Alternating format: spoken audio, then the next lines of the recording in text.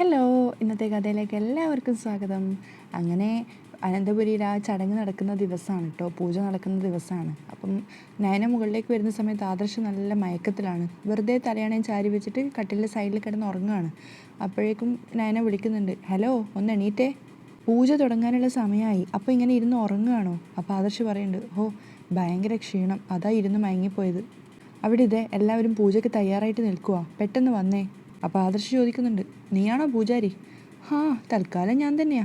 എന്താ അത് ഏറ്റെടുക്കണമെന്നുണ്ടോ? എങ്കിൽ എനിക്ക് വിരോധമൊന്നുമില്ല.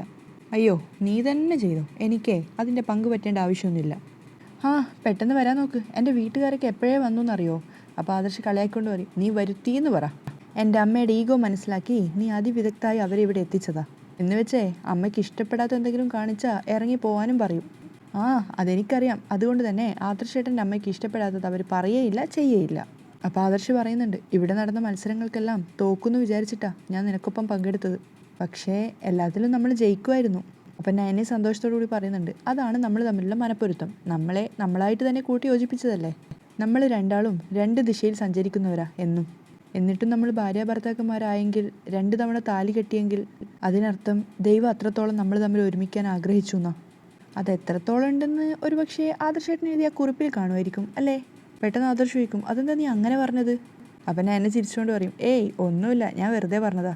അതിനുശേഷം അവൾ മനസ്സിൽ വിചാരിക്കുന്നുണ്ട്, എന്നോടുള്ള സ്നേഹമാണ് ആ കുറിപ്പിൽ ആദർശേട്ടൻ എഴുതിയിരിക്കുന്നുള്ള കാര്യം ഉറപ്പാ. അതുകൊണ്ടാ എനിക്കത് പറയിക്കാൻ ഇത്ര ആകാംക്ഷയും. അപ്പോൾ ആദർശ് പറയുന്നുണ്ട്, ഞാനൊന്ന് മുഖം കഴുകിയിട്ട് വരാം, നീ ബാക്കിയും കൂടെ ഒരുക്ക്. ഈ കുടുംബത്തിൻ്റെ ഐശ്വര്യത്തിന് വേണ്ടി നടത്തുന്ന പൂജയാ, പൗർണമി ദിവസത്തെ പൂജ. അത് 100% സത്യസന്ധമായിട്ട് വേണം ചെയ്യാൻ. അപ്പം ഞാൻ കുറച്ച് ഈർഷ്യയോടെ പറയും, ഞാനേ എൻ്റെ എല്ലാ പ്രവൃത്തിയും സത്യസന്ധമായിട്ട് തന്നെയാണ് ചെയ്യുന്നത്, ഒരിക്കലും അതിൽ കള്ളത്തരം കാണിക്കില്ല. സത്യസന്ധനായ ഭർത്താവിൻ്റെ സത്യസന്ധയായ ഭാര്യ എന്ന് വേണമെങ്കിൽ പറയാം. അപ്പോൾ ആദർശ് തമാശയാക്കിയിട്ട് പറയും, ആ എൻ്റെ കാര്യം എനിക്കറിയാം, പക്ഷെ അതിൻ്റെ ഒപ്പം നിന്നെ നിർത്തണ്ട. അപ്പം ഞാൻ കുറച്ച് ദേഷ്യത്തോടെ പറയും, എൻ്റെ കാര്യം എനിക്കറിയാം, ഒരു പരിധിവരെ ആദർശേട്ടനും. പിന്നെ ആണിൻ്റെ ഒരു മേധാവിത്വം ഉണ്ട് പലപ്പോഴും കുടുംബജീവിതത്തിൽ. അതുകൊണ്ടേ ഭാര്യയെ അംഗീകരിക്കാൻ പലപ്പോഴും അവർക്ക് മടിയാ. വേഗം വാ എന്നും പറഞ്ഞിട്ട് നയന പോവാണ്. നയന പോയതിനു ശേഷം ആദർശ് ഇങ്ങനെ വിചാരിക്കുന്നുണ്ട്, എൻ്റെ മനസ്സിൽ എന്താ ഉള്ളതെന്ന് ഇവക്ക് ഇപ്പോഴും അറിയില്ല. നയന പൂജക്കുള്ള ഒരുക്കങ്ങളൊക്കെ ചെയ്തപ്പോഴേക്കും ആദർശം അവിടെ എത്തുകയാണ്. അപ്പം അനന്തമൂർത്തി നയനയോട് പറയുന്നുണ്ട്, മോളെ ഇന്നിവിടെ എൻ്റെ മരുമക്കളുടെ ബന്ധുക്കളും എൻ്റെ മരുമകളാവാൻ പോകുന്ന കുട്ടിയുടെ ബന്ധുക്കളും എല്ലാവരും ഉണ്ട്. അപ്പോൾ അനാമയ്ക്കും അവളുടെ വീട്ടുകാർക്കൊക്കെ സന്തോഷമാവുകയാണ്. അപ്പം മൂർത്തി പറയുന്നുണ്ട്, അവരെ ദയവായിട്ട് വരുത്തിച്ചതാണെന്നാണ് എൻ്റെ ഒരു തോന്നൽ. അതുകൊണ്ട് എല്ലാവർക്കും വേണ്ടി മോളിന്ന് പൂജ ചെയ്യണം. അങ്ങനെ നയന പൂജ ആരംഭിക്കുകയാണ്. എല്ലാവരും ഭയഭക്തിയോടുകൂടി അതിന് നിൽക്കുന്നുമുണ്ട്. അതിനുശേഷം പൂജയ്ക്ക് ശേഷം നയന ചെക്ക് എടുത്തിട്ട് ആദർശം നേരെ കൊണ്ടുപോയിട്ട് പറയും, ഇത് അറുമുഖ സാറ് തന്ന ചെക്കാണ്, ഇത് അച്ഛനും അമ്മയ്ക്കും ആദർശേട്ടൻ തന്നെ കൊടുക്കണം. അപ്പോൾ ആദർശ് പറയുന്നുണ്ട്, വേണ്ട, നിൻ്റെ അധ്വാനത്തിൻ്റെ പ്രതിഫലമല്ലേ, അത് നീ തന്നെ കൊടുത്താൽ മതി. അപ്പം മൂർത്തി പറയാണ്, രണ്ടുപേരും ഒരുമിച്ച് കൊടുക്ക്, എന്തായാലും ഈ പണത്തിൽ മോൻ്റെ പങ്കും ഉണ്ടല്ലോ. ഗോവിന്ദനും പറയുന്നുണ്ട്, അതെ. അങ്ങനെ ആദർശ് സന്തോഷത്തോടു കൂടി തന്നെ ആദർശും നയനയും കൂടെ ചേർന്നിട്ടാണ് അവർക്ക് ആ ചെക്ക് കൊടുക്കുന്നത്.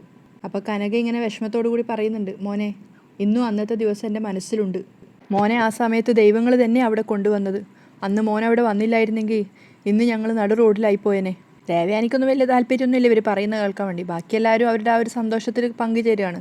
അപ്പോൾ ജലജ മനസ്സിൽ വിചാരിക്കുന്നുണ്ട്, അതിനു വേണ്ടി തന്നെ ആടി ഞാനന്ന് ആൾക്കാരെ വിട്ടത്. അന്നത് ആദർശ് വന്ന് തൊലച്ചെന്ന് പറ. അപ്പോൾ ആദർശ് പറയുന്നുണ്ട്, എൻ്റെ കടമയാണ് ഞാൻ ചെയ്തത്. അപ്പോൾ ഗോവിന്ദ സങ്കടത്തോടെ പറയും, അന്ന് ചെയ്തു തന്നതിനൊക്കെ നന്ദിയുണ്ട് മോനെ. അപ്പോൾ ആദർശ് പറയാണ്, അങ്ങനെ നന്ദി പറച്ചിലൊന്നും വേണ്ട, നിങ്ങളൊക്കെ സർവ്വതും നഷ്ടപ്പെട്ട് കരയുന്നത് കണ്ടപ്പോൾ ആ കരച്ചിൽ അവസാനിപ്പിക്കണമെന്ന് തോന്നി. അപ്പോൾ കനക സന്തോഷത്തോടു കൂടി പറയാണ്, അത് ആദർശ് മോൻ്റെ വലിയ മനസ്സാണ്, അതിനീ ജന്മം മുഴുവൻ മോനോട് ഞങ്ങൾ കടപ്പെട്ടിരിക്കും. അപ്പോൾ എല്ലാവരും ഒരു സങ്കടകരമായ ഒരു മാനസികാവസ്ഥ മനസ്സിലാക്കിയപ്പോൾ അതിന് പെട്ടെന്ന് വിഷയം മാറ്റാൻ വേണ്ടി പറയും, നമുക്കിനി കുറച്ച് പ്രോഗ്രാംസ് കൂടെ ബാക്കിയുണ്ട്, എല്ലാവരും ആ സ്റ്റേജിനരികിലേക്ക് വാ. അങ്ങനെ പൂജയൊക്കെ കഴിഞ്ഞ് എല്ലാവരും അടുത്ത പരിപാടിക്ക് വേണ്ടിയിട്ട് സ്റ്റേജിനരികിലേക്ക് വന്നിരിക്കുക. അപ്പോൾ അനിയാണ് സംസാരിക്കുന്നത്. അനി പറയുന്നുണ്ട്, ലേഡീസ് ആൻഡ് ജെന്റിൽമാൻ, ഇനി ഇവിടെ നടക്കാൻ പോകുന്നത് ഒരു ഡാൻസ് കോമ്പറ്റീഷനാണ്. അപ്പോഴേക്കും സ്റ്റേജിലേക്ക് ആദർശ് കയറി വന്നിട്ട് മൈക്ക് വാങ്ങിച്ചിട്ട് പറയാണ്, അതിന് വേണ്ടിയിട്ട് ആദ്യം നമ്മുടെ മുത്തശ്ശനെയും മുത്തശ്ശിയും സ്റ്റേജിലേക്ക് ക്ഷണിക്കുന്നു. അപ്പം മുത്തശ്ശി അന്താളിപ്പോടെ പറയുന്നുണ്ട്, അയ്യോ ഞാനില്ല. അപ്പോൾ ദേവയാനി പറയും, ഏയ് അത് പറഞ്ഞാൽ പറ്റില്ല, ഇത് വടംവലിയൊന്നും അല്ലല്ലോ, ഇത് ചെറിയൊരു ഡാൻസ് പരിപാടിയല്ലേ, എല്ലാവരും പങ്കെടുക്കണം. അപ്പം ജയനും പറയുന്നുണ്ട്, അധികം സ്ട്രെയിൻ എടുക്കാതെ ഒന്ന് ചുവട് വെക്കച്ചാ. അപ്പോൾ അയാൾ പുഞ്ചിരിച്ചുകൊണ്ട് പറയാണ്, വേണ്ട, കുട്ടികൾ ഡാൻസ് ചെയ്യട്ടെ. അപ്പോഴേക്കും അനി അനൗൺസ് ചെയ്യുന്നുണ്ട്, ആദ്യം അഭിയേട്ടനും ഏട്ടത്തിയും വാ. അപ്പം നവ്യ സന്തോഷത്തോടു കൂടി അഭിയെ വിളിക്കാണ്, വാ.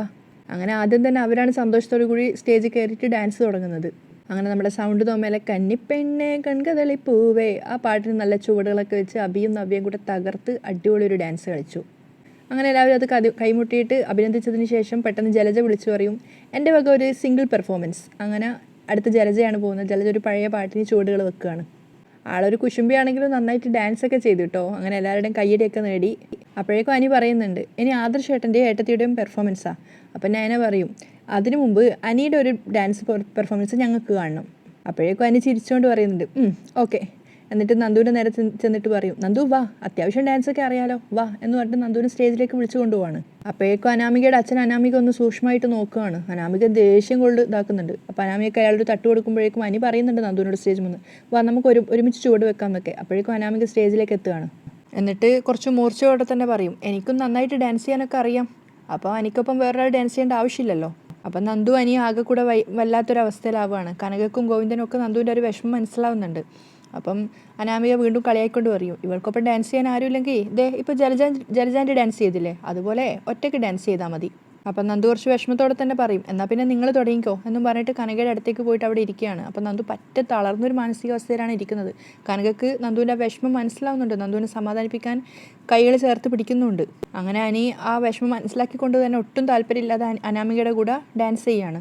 അവരെടുത്ത പാട്ട് നീല നിലവേ നിലവിനഴകേ, അങ്ങനെ എല്ലാവരും ആ ഒരു പല്ലവി വേർഷൻ മാത്രം എടുത്തിട്ട് അതിനുള്ള ഡാൻസ് കളിക്കുകയാണ്. പക്ഷെ നന്നായിട്ട് തന്നെ അനി പെർഫോമൻസ് ചെയ്തു. മുഖത്തൊട്ടും താല്പര്യം ഇല്ലായിരുന്നെങ്കിലും പക്ഷെ അനാമിക അതീവ സന്തോഷത്തിലായിരുന്നു.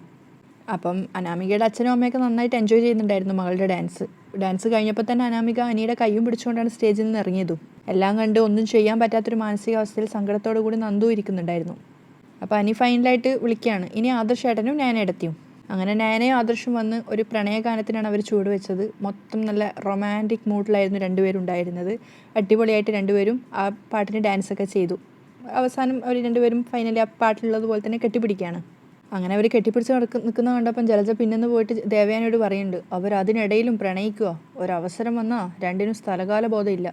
അതുപോലെ തന്നെ എല്ലാവരും കൈയടിക്കുന്ന ശബ്ദം കേട്ടപ്പോഴാണ് അവർ കെട്ടിപ്പിടിച്ചിരുന്ന് എണീറ്റതും.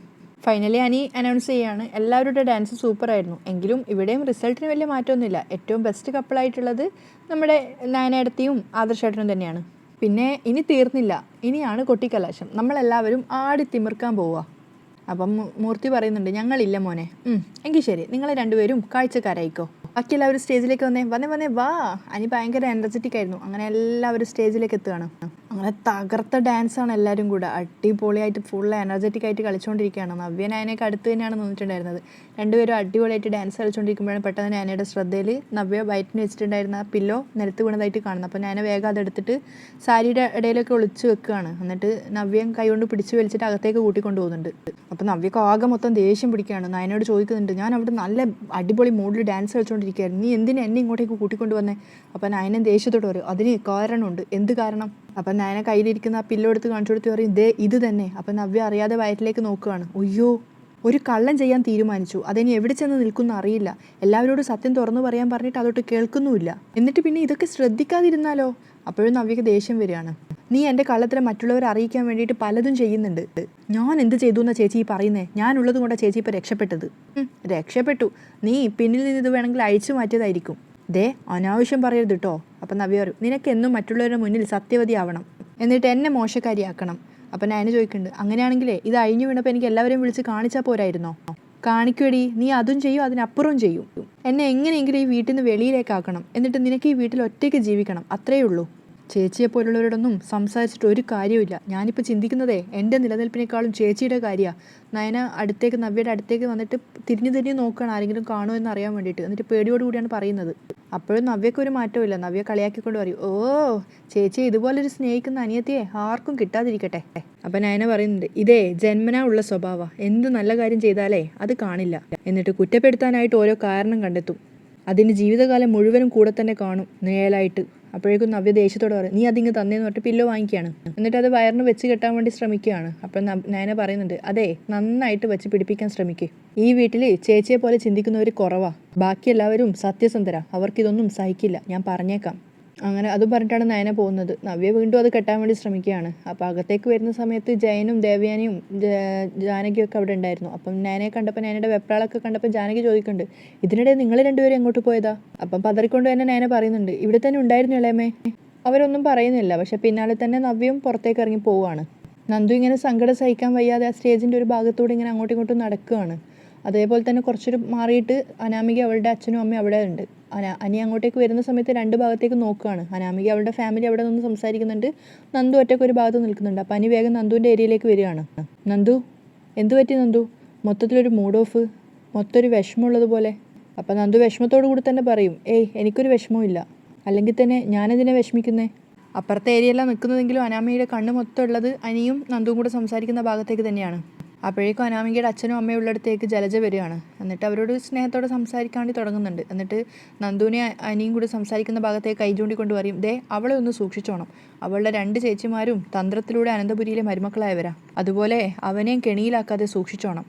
അപ്പോഴേക്കും നന്ദുവിനോട് അനി ചോദിക്കുകയാണ്, താൻ എന്താടോ, തനിക്ക് എന്താ പറ്റിയേ? താൻ എല്ലായിടത്തും ഓവർ സ്മാർട്ടായിട്ട് ബിഹേവ് ചെയ്യുന്ന ആളല്ലേ? അപ്പം നന്ദു തിരിച്ചു ചോദിക്കുന്നുണ്ട്, ഇവിടെ വരുമ്പോൾ ഞാൻ എപ്പോഴെങ്കിലും ഓവർ സ്മാർട്ടായിട്ടുണ്ടോ? എപ്പോഴെങ്കിലും ഞാൻ വരില്ലായിരുന്നു. പിന്നെ അച്ഛനും അമ്മയും ഒരുപാട് നിർബന്ധിച്ചുകൊണ്ടാണ് വന്നത്, അതുകൊണ്ട് കാണേണ്ട കാഴ്ച കണ്ടു. അപ്പം അനി സങ്കടത്തോടെ ചോദിക്കുന്നുണ്ട്, എന്ത് കാഴ്ച കണ്ടു എന്നാ താനീ പറയുന്നേ? ഏയ് ഒന്നുമില്ല എന്ന് പറഞ്ഞിട്ട് അനിയുടെ മുഖത്തു നിന്ന് നേരെ നിന്ന് മാറുകയാണ് നന്ദു. അപ്പോഴേക്കും അനാമിക അങ്ങോട്ടേക്ക് വരുന്നുണ്ട്. എന്നിട്ട് കുറച്ച് ഹാർഷായിട്ട് ചോദിക്കുകയാണ്, എന്താ ഇവിടെ നടക്കുന്നത്? എന്താ ഇത്? ഞങ്ങളല്ലേ ഇന്നത്തെ ഗസ്റ്റ്, അപ്പോൾ എനിക്കൊപ്പം അല്ലേ നീ കമ്പനി തരേണ്ടത്? നിന്റെ പ്രസൻസിലാണല്ലോ നന്ദു ഞങ്ങളുടെ വിവാഹാലോചന നടന്നത്, പിന്നെ എനിക്കിവനെ വിട്ടു തന്നൂടെ? അപ്പം നന്ദുവിന് എന്താ പറയേണ്ടതെന്ന് അറിയാതെ നന്ദു ഇങ്ങനെ തലതാഴ്ത്തി നിൽക്കുകയാണ്. അതുപോലെ തന്നെ അനിയും ഒന്നും പറയാതെ നിൽക്കുകയാണ്. അപ്പം നന്ദു പറയുന്നുണ്ട്, ഞാനതിന് അനിയോട് എൻ്റെ അടുത്ത് നിൽക്കാനും കമ്പനി തരാനും ഒന്നും പറഞ്ഞിട്ടില്ല. അപ്പം അനാമിക ഒന്നും പറയാതെ ചൂടായിട്ട് തന്നെ അനിയോട് പറയാണ്, അനി നീ ഇങ്ങോട്ടൊന്ന് വന്നേ എന്നും പറഞ്ഞിട്ട് അനിയെ വിളിക്കുകയാണ്. അപ്പോഴേക്കും കനകയും ഗോവിന്ദനും കൂടെ അകത്തേക്ക് വന്നിട്ടുണ്ടായിരുന്നു. അപ്പോൾ കനക സന്തോഷത്തോട് പറയുന്നുണ്ട്, നല്ല ആഘോഷമായിരുന്നു, മനസ്സിന് സംതൃപ്തിയായി. ഗോവിന്ദനും ചിരിച്ചുകൊണ്ട് പറയും, അതെ അതെ, ഈ വയസ്സാം കാലത്ത് തുള്ളി ചാടേണ്ടിയും വന്നു. പക്ഷെ അവിടെ 1ാം സ്ഥാനത്തെത്തിയത് ആദർശ് മോനും നയന മോളുവാ. അപ്പോഴേക്കും ജലജ അങ്ങോട്ടേക്ക് വരുന്നുണ്ട്. എന്നിട്ട് പറയാണ്, എല്ലാം കഴിഞ്ഞില്ലേ? ഫുഡൊക്കെ ശരിക്കും കഴിച്ചില്ലേ? ഇനി പൊയ്ക്കൂടെ? അപ്പോൾ കനകക്ക് ദേഷ്യം വരികയാണ്, അതെ ഞങ്ങൾ ആഹാരം കഴിക്കാനൊന്നും അല്ല വന്നത്, പൂജയിൽ പങ്കെടുക്കാനാ. അപ്പോൾ ജലജ പറയും, പൂജ കഴിഞ്ഞല്ലോ, പിന്നെ എന്തിനാ താങ്ങിയും തൂങ്ങി നിൽക്കുന്നേ? അപ്പോൾ ഗോവിന്ദൻ പറയുന്നുണ്ട്, ഒരു വീട്ടിലേക്ക് വന്ന അതിഥികൾ ചില സാമാന്യ മര്യാദകൾ പാലിക്കേണ്ടതായിട്ടുണ്ട്, അല്ലാതെ എല്ലാം കഴിഞ്ഞതിന് ശേഷം കയ്യും വീശി പോവുകയല്ല വേണ്ടത്. അപ്പോൾ ജലജ പറയും, ആയിക്കോട്ടെ ആയിക്കോട്ടെ, പോകുമ്പോഴേ കുറച്ച് ഭക്ഷണവും പൊതിഞ്ഞു കൊണ്ടുപോകാൻ മറക്കണ്ട. അവരെ രണ്ടുപേരെയും പറ്റാവുന്നിടത്തോളം ഇൻസൾട്ട് ചെയ്തിട്ട് ജലജ അവിടുന്ന് വിജയിച്ച ഭാഗത്ത് പോവുകയാണ്. അപ്പോൾ ഗോവിന്ദ സങ്കടത്തോടു കൂടി കനകയോട് ചോദിക്കുന്നുണ്ട്, നയന മോൾ എവിടെ? നയന അപ്പോഴേക്കും ആരും കാണാതെ വേഗം പൂജാമുറിയിലേക്ക് വരികയാണ്. എന്നിട്ട് ദൈവത്തിനോടായിട്ട് പ്രാർത്ഥിക്കുന്നുണ്ട്, ഭഗവാനെ ഞാൻ ചെയ്യുന്നത് തെറ്റാ, പക്ഷേ എനിക്കിതിൻ്റെ ഉള്ളടക്കം അറിഞ്ഞേ പറ്റൂ, അല്ലെങ്കിൽ എനിക്ക് മനസ്സമാധാനം കിട്ടില്ല എന്ന് പറഞ്ഞിട്ട് ആ ബോക്സ് ഓപ്പൺ ആക്കാൻ വേണ്ടി ശ്രമിക്കുകയാണ്. അങ്ങനെ അത് തുറന്നിട്ട് ഓരോരുത്തർ എഴുതി അവരവരുടെ ആഗ്രഹങ്ങൾ നയന എടുക്കുകയാണ്. അപ്പം ഓരോന്ന് എടുക്കുമ്പോഴും അത് ആദർശ് എഴുതിയ കാര്യമില്ലാന്ന് മനസ്സിലാകുമ്പോൾ അത് തിരിച്ചവിടെ വെക്കുകയാണ്. അങ്ങനെ മൂന്നാമതായിട്ടൊരു കടലാസ് എടുക്കുമ്പോൾ നയന മനസ്സിൽ വിചാരിക്കുന്നുണ്ട്, അല്ലെങ്കിൽ ഇപ്പോൾ വേണ്ട, എല്ലാവരും പോയിട്ട് സ്വസ്ഥമായിട്ട് വായിക്കാം, ഇടയ്ക്ക് ആരെങ്കിലും കണ്ടുകൊണ്ട് വന്നാൽ അത് മതി പ്രശ്നമാവാൻ. നന്ദു ഇങ്ങനെ വിഷമത്തോടു കൂടി ഉമ്മറത്ത് നിൽക്കുമ്പോഴേക്കും കനക അങ്ങോട്ടേക്ക് വന്നിട്ട് നന്ദുവിനെ കാണുന്നുണ്ട്. ഡി നീ ഇവിടെ മാറി നിൽക്കുകയാണോ? നന്ദുവിനെ തട്ടിക്കൊണ്ട് ചോദിക്കുന്നുണ്ട്. ഞാൻ വീട്ടിലോട്ട് പോവാം അമ്മേ. ആഹാ, അതെന്തൊരു പോക്കാ? പൂജയുടെ പ്രസാദം കഴിക്കാതെ ഒരു കാരണവശാലും അങ്ങനെ പോകാൻ പാടില്ല. നന്ദു ഞങ്ങൾ പോകുമ്പോൾ ഒരുമിച്ച് പോവാം. അപ്പം നന്ദു വീണ്ടും പറയും, അമ്മേ എനിക്ക് ഭയങ്കര തലവേദനയാണെങ്കിൽ ഇവിടെ റെസ്റ്റ് എടുക്കാൻ മുറിയുണ്ടല്ലോ, ഉറങ്ങണമെങ്കിൽ ഉറങ്ങുകയും ചെയ്യാം. ഞാൻ നയനമോളോട് പറയാം നിനക്കൊരു മുറി ശരിയാക്കി തരാം. അപ്പം നന്ദു പറയും, അതിൻ്റെ ഒന്നും ഒരു ആവശ്യമില്ല, എനിക്കിവിടെ കിടന്നാലൊന്നും ഉറക്കം വരില്ല, ഞാൻ നമ്മുടെ വീട്ടിൽ പോയി കിടന്നോളാം.